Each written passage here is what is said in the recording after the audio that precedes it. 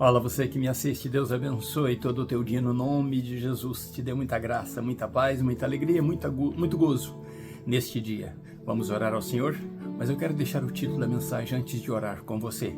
E o título é: Saiba disso, Deus continua fiel. Saiba disso, Deus continua fiel. Oremos ao Senhor. Pai Santo, no nome de Jesus, obrigado por este dia. Obrigado, Deus, porque a palavra que iremos ler, ó Deus, nos motiva a louvar ao Senhor, a engrandecer o Teu nome, a ser grato ao Senhor por tudo que o Senhor fez e faz para as nossas vidas. Meu Deus, eu e esta pessoa que ora comigo agora, temos muito que agradecer ao Senhor. E no que leremos, ó Deus, fala muito das verdades do Senhor. E também, ó Deus, nos levará, ó Deus, a crer mais no Senhor. A acreditar, ó Deus, os nossos sonhos, nossos desejos no Senhor, nas mãos do Senhor, para que as realizações, ó Deus, possam nos dar mais razões ainda de glorificar o Teu nome. Muito obrigado por este dia. Fala conosco agora através da Tua palavra, no nome de Jesus. Amém. Peço desculpa a você por pular, o dia de hoje, onde falaríamos do capítulo 15 de Juízes, para falar deste assunto com você num dia tão especial, que é um dia onde devemos agradecer a Deus pelo privilégio que Ele nos dá de viver este momento. Saiba disso, Deus continua fiel. Vamos ler o menor capítulo da Bíblia, E depois falaremos um pouco do menor versículo da Bíblia. Mas o menor capítulo da Bíblia está no Salmo 117. E vamos ler o que diz o Salmo 117. São 2 versículos apenas que diz assim: Louvai ao Senhor todas as nações da terra. Louvai ao Senhor, vós, os povos, pois o seu amor e a sua fidelidade dura para sempre. Louvai ao Senhor. Que convite lindo, Convite maravilhoso o salmista fez, nos chamando para louvar ao Senhor. E ele diz que não só 1 ou 2, mas todas as nações da terra deveriam e devem louvar ao Senhor. E o título, então, eu volto nele: Saiba disso, Deus continua fiel. Nós somos a geração, entre as gerações, nós somos uma geração privilegiada. Por que privilegiada? Porque nós estamos vivendo um momento onde as profecias bíblicas se cumprem. E se as profecias estão se cumprindo no nosso período e as profecias do fim estão se cumprindo, é sinal que a nossa redenção, o momento de deixarmos esta vida, este mundo, para viver uma vida eterna com Cristo, para voltarmos ao plano eterno de Deus, isso está por se cumprir a qualquer momento. Vejamos isto de perto. Por isso o salmista diz que nós devemos em todo tempo, todos os povos da terra louvar ao Senhor.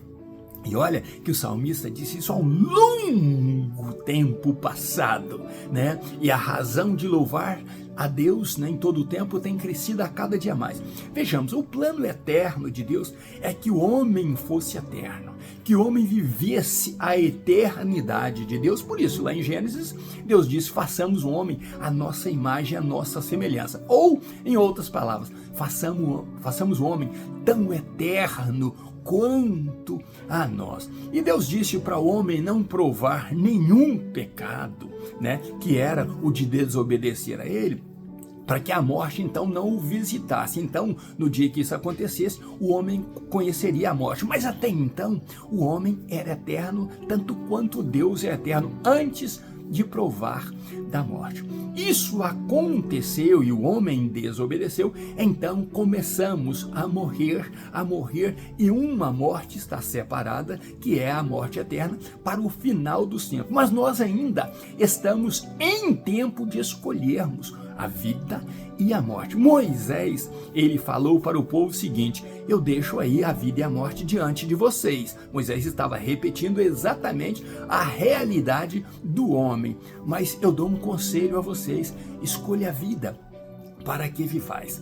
Passou-se a geração então de Adão, a geração de Moisés, a geração do salmista que escreveu, e até chegar a nossa geração, que estamos vivendo exatamente aquilo que a Bíblia diz, o tempo do fim. Mas hoje é um dia que nós devemos agradecer a Deus por termos esta oportunidade de observar isso bem de perto sobre o tempo de fim.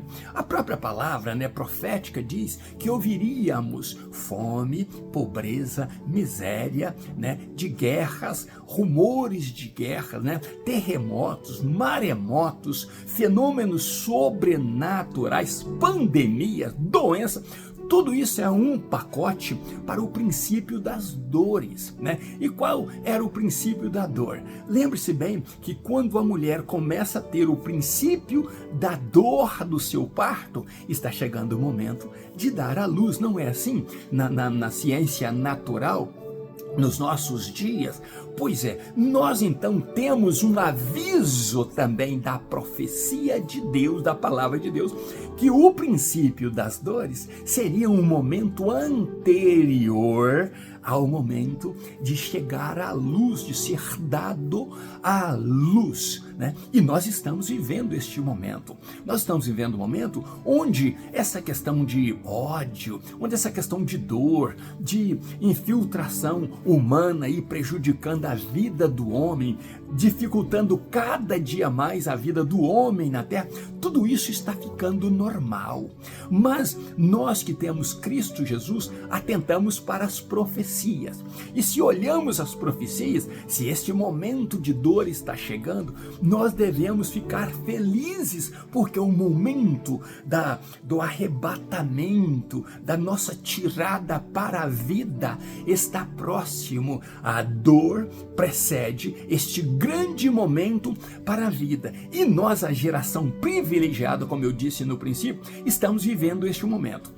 Mas entre o momento da dor e o momento de dar à luz, existe um momento muito sublime, que nós aguardamos também por ele, que é um grande avivamento que irá acontecer, e nós estamos orando por este grande avivamento, porque a terra precisa saber que este Deus fiel, que sempre foi pregado, que sempre existiu, ele continua fiel. E este avivamento é o que vai trazer para a terra este conhecimento. É a glória de Deus manifestada de norte a sul, do leste a oeste, em todos os cantos da terra, a porção do Espírito Santo de Deus que irá tomar aqueles que oram por este momento. Sinais e prodígios, maravilhas irão acontecer, e muitos se converterão através desses sinais e prodígios. Muita gente vai se jogar aos pés do Senhor e arrepender-se dos seus pecados, convertendo ao Senhor através desses sinais e prodígios. Então, nós somos privilegiados por isso, porque nós somos esta geração que oramos por isso e aguardamos esse momento para sermos usados por Deus para isso. Por isso, eu quero que você volte ao título, saiba disso. Deus continua fiel. Os planos de Deus estão caminhando. E você e eu não precisamos ficar preocupados com o que está acontecendo, o Brasil está desse jeito, o mundo está desse jeito, guerra na Ucrânia, da Rússia contra a Ucrânia, guerra em Israel. Tudo isso é necessário acontecer, mas a igreja do Senhor Jesus está caminhando em outro rumo. A igreja do Senhor Jesus, ela é abençoada. Grandes coisas tem feito o Senhor Deus pela igreja do Senhor Jesus, e a Bíblia diz que é por isso que estamos alegres. Não preocupe se as perguntas de outrora, existem agora. Onde está teu Deus? Por que tanta guerra? Por que tanta morte? Por que tanto ódio? É necessário que essas coisas aconteçam para o grande dia do Senhor. Quer ver um fato assim? A Bíblia tem este capítulo como o capítulo menor, o Salmo 117. Mas a Bíblia também tem um versículo que é o menor versículo da Bíblia, que está em João capítulo 11, versículo 35. Este fato do Salmo 117 a apresentar o grande, e infalível amor de Deus é provado nesse também, o menor capítulo, é provado no menor versículo, que diz que Jesus chorou. Por que Jesus chorou? Jesus chorou por amor. Por isso que fala no Salmo 117, que acontece lá em João 11:35, Jesus chorou diante de uma situação onde Jesus viu as irmãs de Lázaro chorando porque ele estava morto, viu os judeus que amavam Lázaro também chorando ali porque estava morto, e o que acontece é que Jesus, comovido ali de tanto amor por Maria, por Marta e por Lázaro, Jesus também chorou. Estamos vivendo este tempo também, talvez do choro de Deus, por ver uma humanidade morta, uma humanidade perdida, e também por ver uma igreja que clama para que essa humanidade entenda o tão grande amor do Senhor. Jesus chora em uma outra ocasião, quando ele está ali em Betfagé, e ali ele manda pegar aquele jumentinho que ninguém nunca havia montado, filho de jumenta, e ele vai então caminhar ali para Jerusalém. E quando aquelas pessoas estavam ali enaltecendo Jesus, abençoando a presença de Jesus ali, aclamando Jesus, bem-vindo que vem no nome do Senhor, a Bíblia diz que Jesus, olhando para Jerusalém, Jesus então chora. Jesus chora porque Jerusalém não estava entendendo o dia da visitação, da glória do Senhor nela, do Messias prometido nela. Mas Isaías dizia que era necessário que isso acontecesse, que eles se cegassem para não ver este grande momento. E Jesus profetiza: Jerusalém, um dia você será levada cativa, um dia os teus filhos sofrerão, um dia você vai ver um sofrimento tão grande que vai lembrar desse dia da visitação que você desprezou, Jerusalém. E a Bíblia diz que Jesus chora por isso. Um certo judeu, contando o seu testemunho, disse que ele estudou na Harvard, estava pronto para ser parte da elite dos Estados Unidos da América. Agora ele é formado na Harvard, ele é formado numa das melhores faculdades do mundo, está pronto para ter sucesso. Mas o Espírito de Deus começou a trabalhar no coração dele, e ele, sem até mesmo crença de que um Deus poderoso existe, ele agora acreditando no sucesso, nos seus passos para ter um grande sucesso, um vazio veio à alma dele, e ele disse: mas para que tanto sucesso? Se o homem um dia irá morrer. E então algo começou a trabalhar nele e disse: mas não parece justo ter tanto sucesso e depois experimentar a morte, uma coisa tão séria? E por que ninguém fala dessa seriedade da morte? E Deus começou a trabalhar na vida dele, e ele estudou todas as filosofias possíveis para ver se havia uma explicação sobre a morte, por que a morte existiria depois de uma vida de sucesso, uma vida de glória.